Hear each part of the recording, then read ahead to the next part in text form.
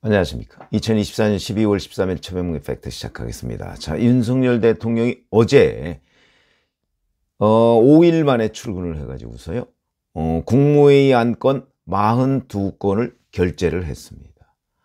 원래 10일에 한덕수 국무총리 주재로 열린 국무회의에서 심의 의결하는 안건을 대개 이제 당일에 하는데, 윤석열 대통령은 12월 7일에 대국민 담화를 하고 난 이후에 출근을 안 하고 관저에 머물러 있었죠. 아마 거기서도 전자결재를 하지는 않은 모양입니다.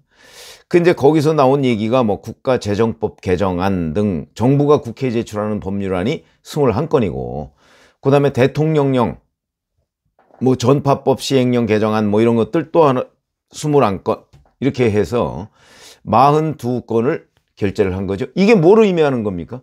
업무에 복귀했다, 이런 걸 의미하는 거죠. 대통령으로서의 업무에 복귀했다. 그리고서 어제 5일 만에 출근하고서 대국민 담화를 녹화해서 공개를 하고, 그리고 다시 관저로 들어갔습니다. 그러니까 업무에 복귀했다. 이건 정치적인 의미로 본다면 정면 돌파를 하겠다. 대국민 담화도 수사든 탄핵이든 내가 맞서겠다. 그리고 그 이후에 이런저런 언론 보도들을 보면 헌법재판소로 넘어가게 되면 변론 요지서도 내가 직접 쓰겠다. 물론 변호인단 이런 사람들 구성을 했다고는 합니다.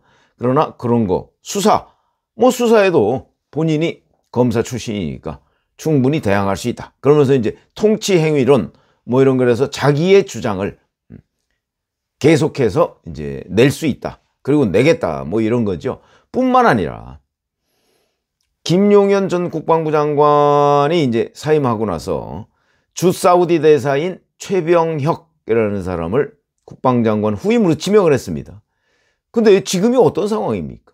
이러다 보니까 이 최병혁 대사가 도저히 못하겠습니다. 아마 이렇게 고사를 한 모양이죠.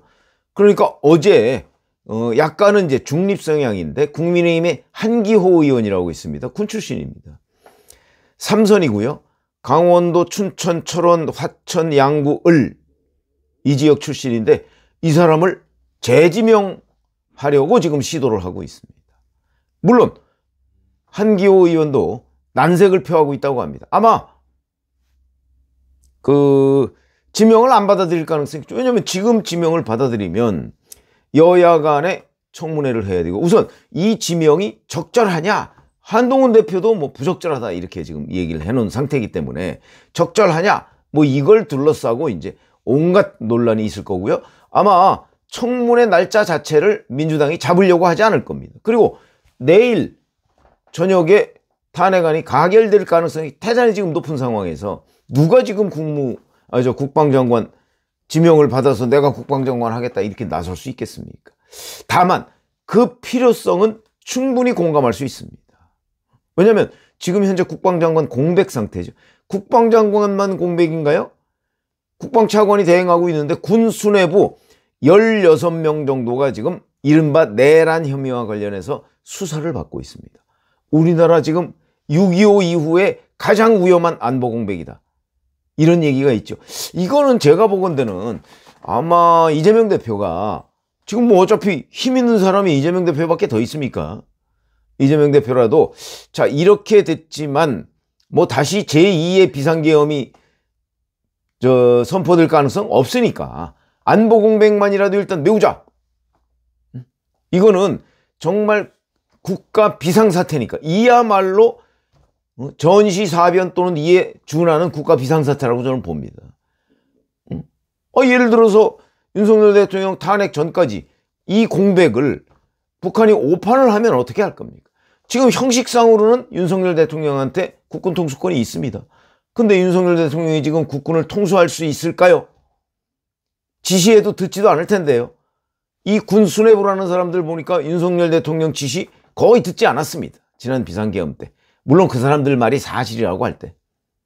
이런 상황인데 지금 내일 직무정지가 될 가능성이 높은 대통령의 지시를 누가 받겠습니까? 이런 상황이면 오히려 지금 여의도 대통령이라는 이재명 대표의 그건 지시가 아니죠. 요청을 받아들일 가능성이 더 높다고 저는 생각합니다. 그게 세상의 이치입니다. 정치고요. 그렇기 때문에 오히려 이런 안보 공백을 이재명 대표와 한동훈 대표, 한덕수 국무총리가 모여서 다른 건 몰라도 우리가 안보 공백만큼은 메우자. 그런 합의를 하는 것. 그게 성숙한 정치인의 모습이다.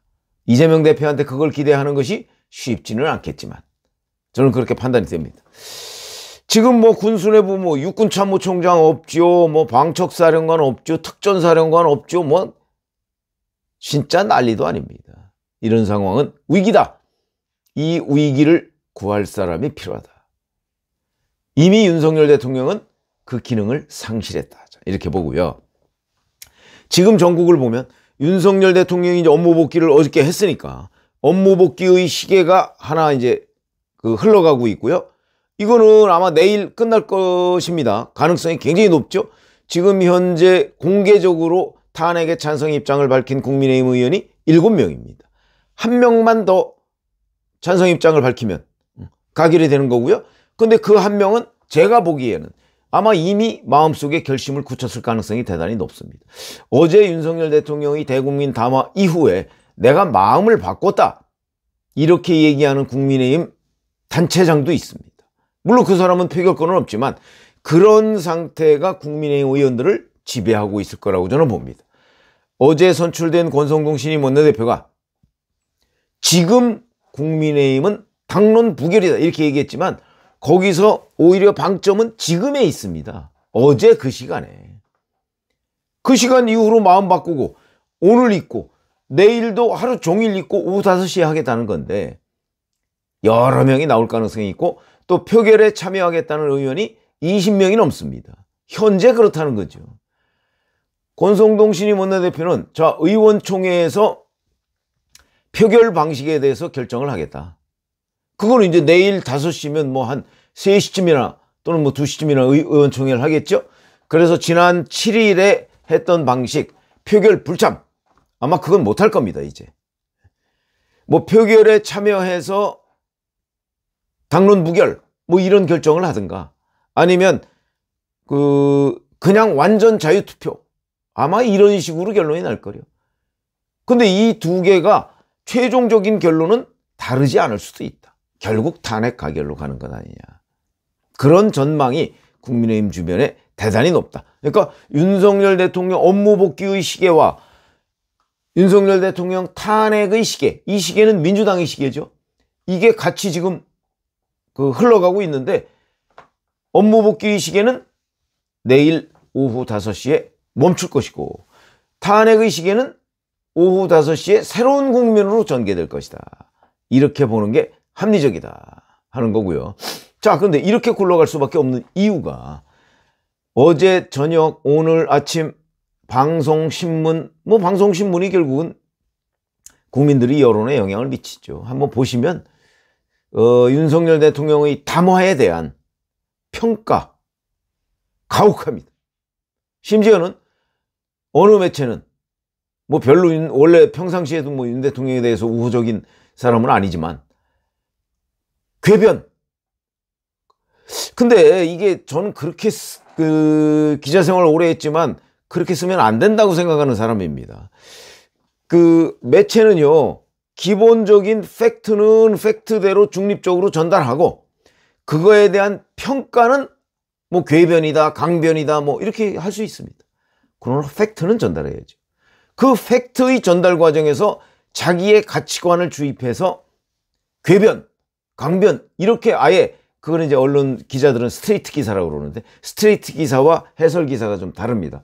근데 스트레이트 기사 자체에 궤변, 강변입니다. 저는 윤석열 대통령이 얘기하는 통치 행위라는 측면, 일리는 있다고 생각하거든요. 국민의 다수가 공감하지는 않을 겁니다. 그러나 일리는 있는 겁니다. 왜? 통치 행위라는 이론이 전혀 없는 게 아니거든요. 그러나 우리 과거의 판례나 이제 전두환 전 대통령 내란 이런 거 거기에 보면 통치 행위에도 일정 우현적인 상황이 있으면 그건 법이 단죄를 받아야 된다. 이게 과거 판례입니다. 물론 그 판례를 새롭게 대법원에서 바꿀 수도 있겠죠. 그러나 아직은 안 바뀌었습니다.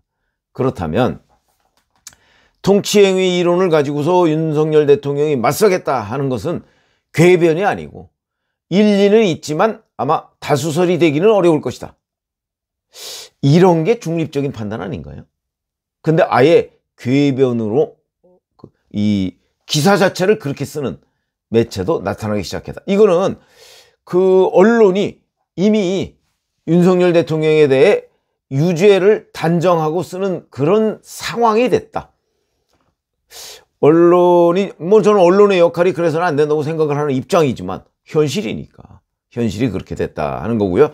어디에는 윤석열 대통령의 무슨 정신적인 상황 이런 것까지도 이제 취재를 해서 기사를 썼더군요. 현직 대통령에 대해서. 그거는 정말 심한 얘기죠.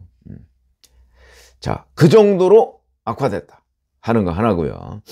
그 다음에 어제 담화가 있고 나서 내일 그 탄핵소추안 표결 때 훨씬 더 악화된 환경을 윤석열 대통령이 만나게 됐다. 이렇게 봅니다. 그래서 결국은 윤석열 대통령이 한동훈 대표가 국민의힘 대표로 선출될 당시에 왜 김옥균 프로젝트라는 얘기를 그 친윤들이 했었죠. 3일 천하. 바로 이번이 업무 복귀 후 3일 만에 탄핵소추안이 가결될 가능성이 매우 높아서 결국 스스로 김옥균 프로젝트에 갇히는 아이러니를 만들었다. 자, 이렇게 생각을 하고요. 자, 그래서 이제는 이제 탄핵소추안이 가결되느냐 부결되느냐 밖에 남지 않고, 가결되면 헌법재판소 국면으로 넘어가고, 부결되면 아마 또 낸다고 했으니까 다음 주말에 또 표결이 이루어질 가능성이 높죠. 자, 이렇게 되고요. 뿐만 아니고 국민의힘 내부에서도 부글부글하고 있습니다.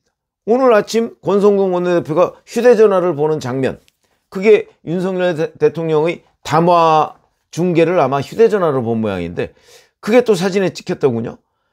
뭐 하는 거야 이게 지금? 아이씨, 내용도 모르겠고 이렇게 거의 욕설에 가까운 혼잣말을 하는 것이 찍혔습니다. 그 원조 친윤이라는 권성동마저 이런 얘기가 되는 거죠. 뿐만 아니고 오세훈 서울시장, 김태흠 충남지사, 김영환 충북지사, 유정복 인천시장 다 탄핵 찬성으로 돌아섰고요. 이 사람들은 원래 질서 있는 퇴진을 촉구했던 사람들입니다. 자, 이런 점으로 종합 판단해 본다면 결국 윤석열 대통령은 아직도 뭔가 이 법률에만 매몰된 모습을 보이고 있다. 법률적으로는 다퉈볼 수 있을지 모르겠으나 아마 헌법재판소 재판관들도 굉장히 정치적인 법조인들입니다.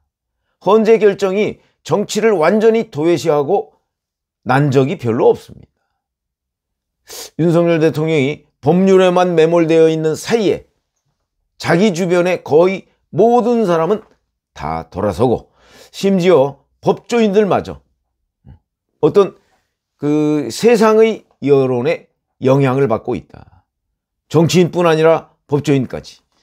그러면 윤석열 대통령의 고립무원은 더욱더 심화되는데, 이게 어제 대국민 담화에서 본인의 그 뚜렷한 도구마를 보여줌으로써 더 악화됐다. 이렇게 보는 게 상황이 정확하다. 저는 그렇게 보고요.